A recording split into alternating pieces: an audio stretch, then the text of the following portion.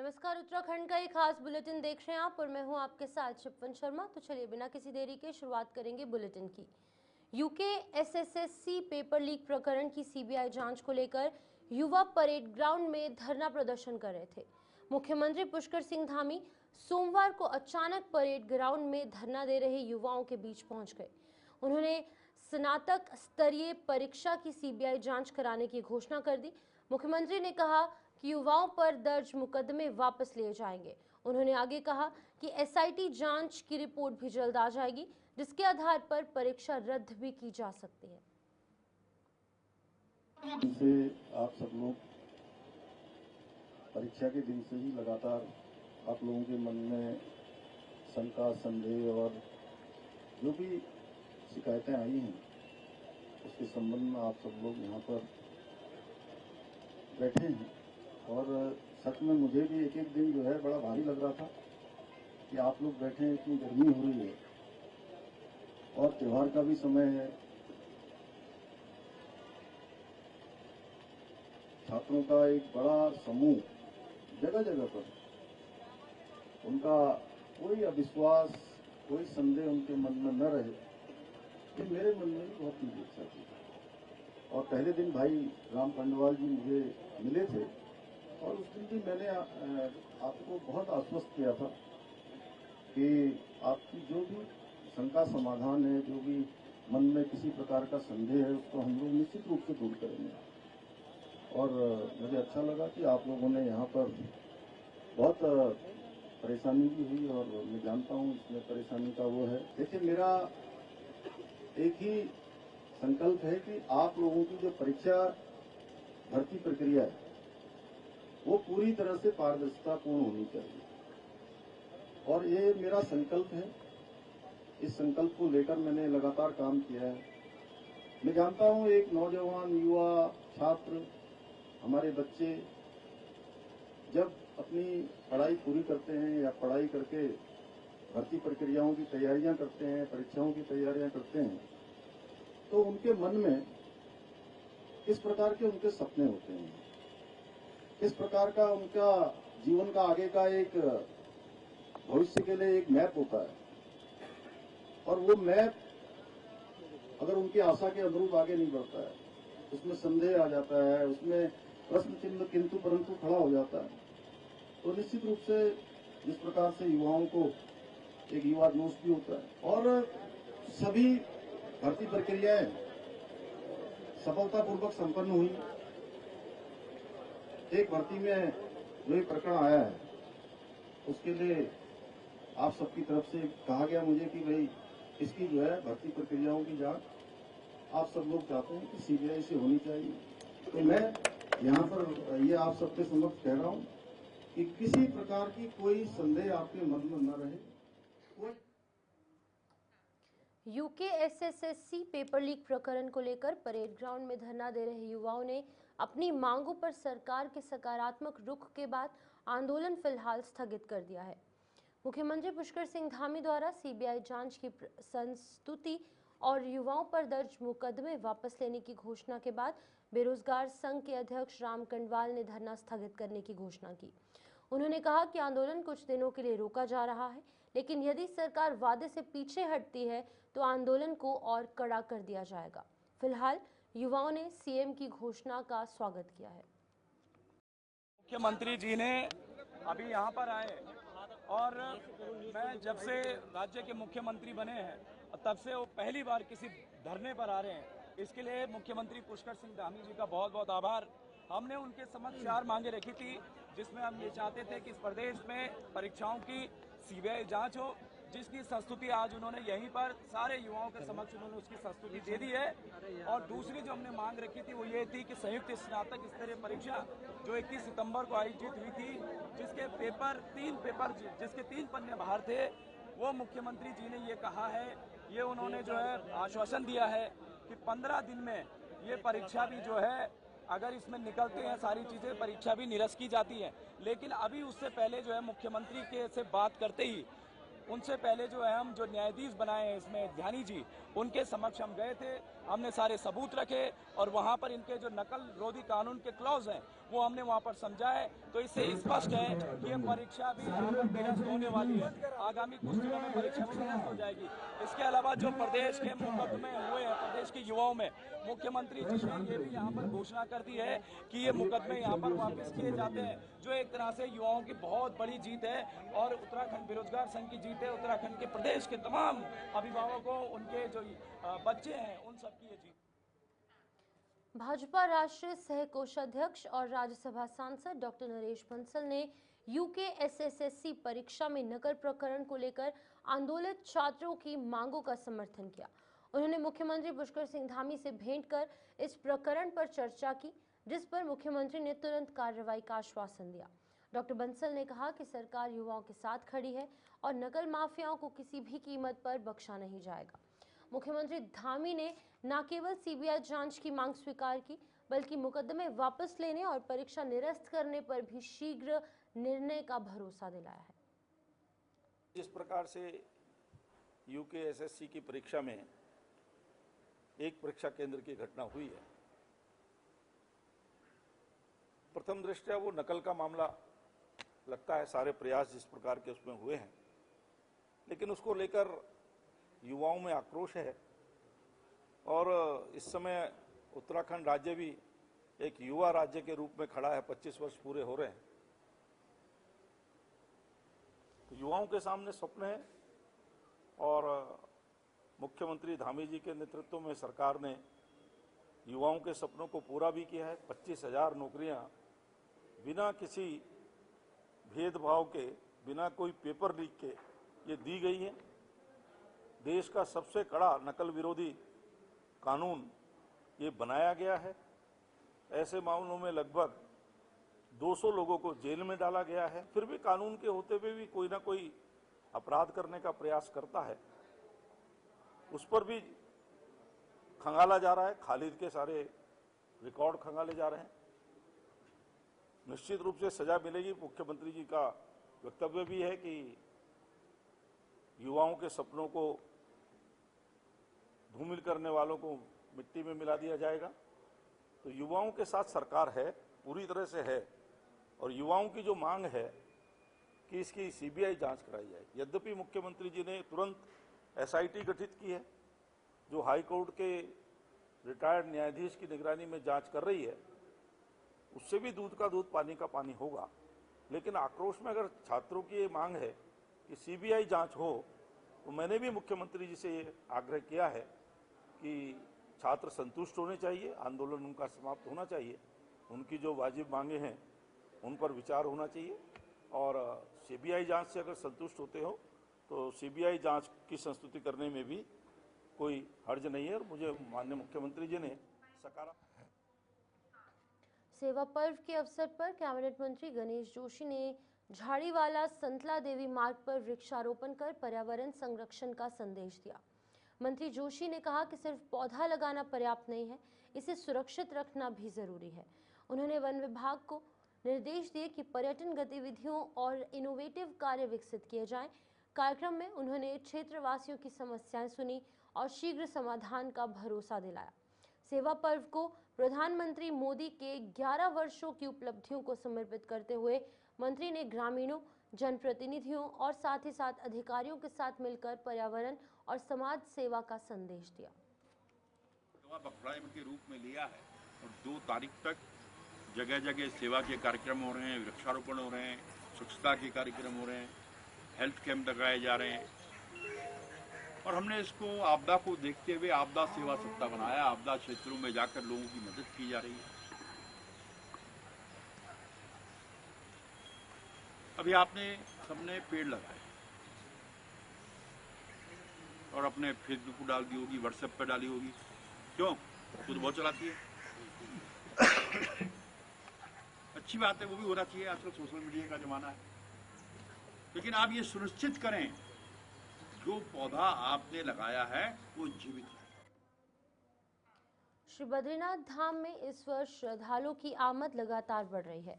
27 सितंबर को लगभग 4,200 श्रद्धालु बद्रीपुरी पहुंचे और अब तक कुल 14,04,000 तीर्थयात्रियों ने भगवान श्री बद्री विशाल जी के दर्शनों का पुण्य भी प्राप्त कर लिया है। इस यात्रा वर्ष के कपाट बंद होने की तिथि विजयदशमी गुरुवार 2 अक्टूबर को तय होगी और इसके लिए मंदिर परिसर में भव्य धार्मिक समारोह का आयोजन किया जाएगा। समारोह में धर्म अधिकारी, वेद पाठी और बीकेटीसी पदाधिकारी उपस्थित रहेंगे। इस अवसर पर पंच पूजाओं का कार्यक्रम, विभिन्न गद्दी स्थलों का प्रस्थान और नए यात्रा वर्ष 2026 के भंडार सेवा हेतु पगड़ी भेंट भी की जाएगी। हरिद्वार के ज्वालापुर में सोमवार देर रात एक सड़क हादसा हुआ जिसमें कि एक बाइक सवार की मौत हो गई। जर्स कंट्री के पास अज्ञात वाहन की टक्कर से 30 वर्षीय सलामत खान मौके पर गंभीर रूप से घायल हो गया और उनकी मृत्यु हो गई। हादसे की सूचना पर पुलिस तुरंत मौके पर पहुंची और शव को कब्जे में लेकर पोस्टमार्टम के लिए भेजा। आरोपी वाहन चालक अभी फिलहाल फरार है और पुलिस उसकी तलाश कर रही है। सड़क पर लगातार हो रहे इस तरीके के हादसों से क्षेत्रवासियों में दहशत है और गुस्सा फैल गया है और लोगों ने सड़क सुरक्षा को लेकर चिंता व्यक्त की है। बद्रीनाथ हाईवे पर नरकोटा के पास देर रात एक तेज रफ्तार वाहन अनियंत्रित होकर 50 मीटर गहरी खाई में जा गिरा। वाहन में अकेला चालक सवार था जो फिलहाल गंभीर रूप से घायल हो गया और घायल होकर घंटों तक खाई में फंसा रहा। स्थानीय लोगों की सूचना पर आपदा राहत दल ने रेस्क्यू ऑपरेशन चलाकर चालक को बाहर निकाला। वहीं गंभीर हालत में उसे 108 एम्बुलेंस के जरिए रुद्रप्रयाग जिला अस्पताल में भर्ती किया गया। घटना के कारण बद्रीनाथ हाईवे पर देर रात तक आवाजाही प्रभावित रही और लगातार हो रहे सड़क हादसों ने हाईवे सुरक्षा और लापरवाही पर बड़े सवाल खड़े किए हैं। उत्तरकाशी में जिलाधिकारी प्रशांत आर्य की अध्यक्षता में खाद्य सुरक्षा और औषधि प्रशासन से संबंधित जनपद स्तरीय सलाहकार समिति की बैठक आयोजित की गई। इस बैठक में सुरक्षित भोजन और स्वस्थ आहार को लेकर विभागीय कार्यों की समीक्षा की गई। सहायक आयुक्त खाद्य सुरक्षा अश्विनी सिंह ने बताया कि वर्ष 2025 में 44 नमूने लिए गए जिनमें से 3 अधोमानक पाए गए वहीं और एक मामले में 20,000 रुपए का जुर्माना भी लगाया गया। जिलाधिकारी ने आंगनवाड़ी और मिड डे मील विद्यालयों को पंजीकरण करवाने के निर्देश दिए और साथ ही त्योहारों को देखते हुए खाद्य पदार्थों की जांच और सख्त निगरानी पर जोर दिया।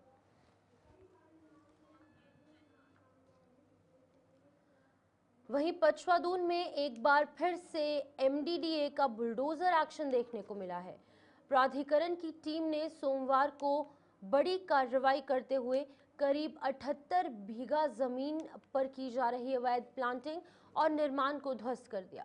टीम ने शिमला बाईपास रोड के सभावाला में 40 बीघा, सेलाकुई के शेरपुर क्षेत्र में 10 बीघा, चक्राता रोड शंकरपुर में 20 बीघा और कल्याणपुर धर्मावाला में 8 बीघा अवैध प्लांटिंग को हटाया।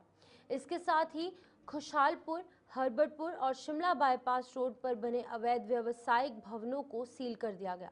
अब एमडीडीए का कहना है कि अवैध निर्माण पर सख्त कार्रवाई इसी तरीके से जारी रहेगी।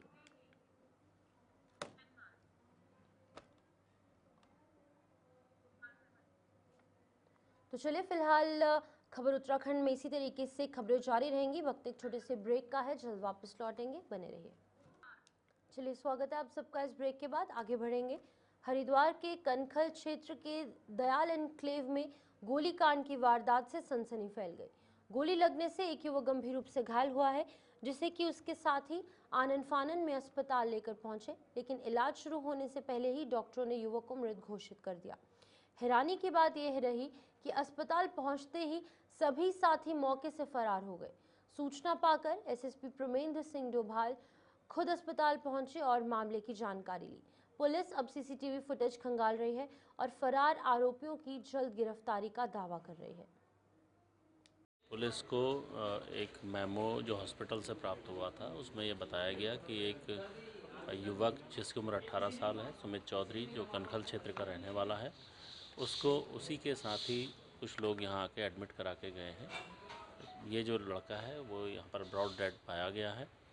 अभी क्योंकि जो इनके साथी थे वो यहाँ से इसको एडमिट करके फ़रार हो चुके हैं, अभी यहाँ पर नहीं थे। पुलिस उन्हीं की अभी तलाश कर रही है, उनसे पूछताछ के बाद ही आगे की स्थितियाँ और क्लियर हो पाएंगी। इस बीच हम लोगों ने इनके परिजनों से संपर्क किया है और उनसे भी जो प्रारंभिक जानकारी है वो ली जा रही है।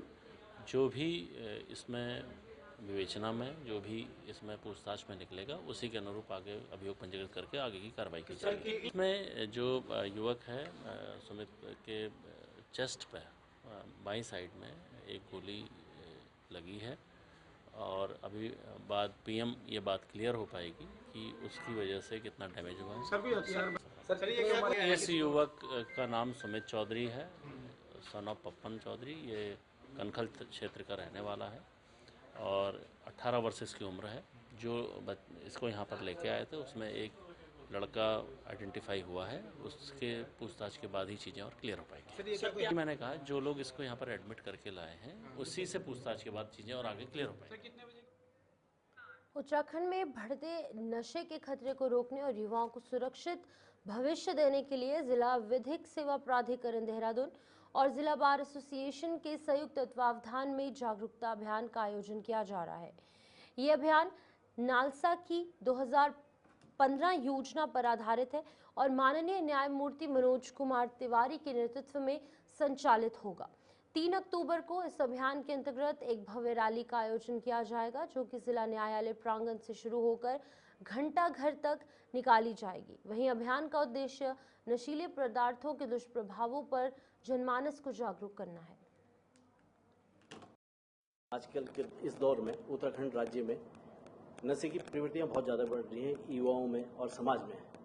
तो इसी उसको युवाओं के भविष्य को देखते हुए हमारे जो नशे के कारण जो असामाजिक अपराध और असामाजिक गतिविधियां बढ़ रही हैं उनके भविष्य को देखते हुए और एक नशा मुक्त भारत और नशा मुक्त उत्तराखंड बनाने की दिशा में हमने एक आयोजन किया है।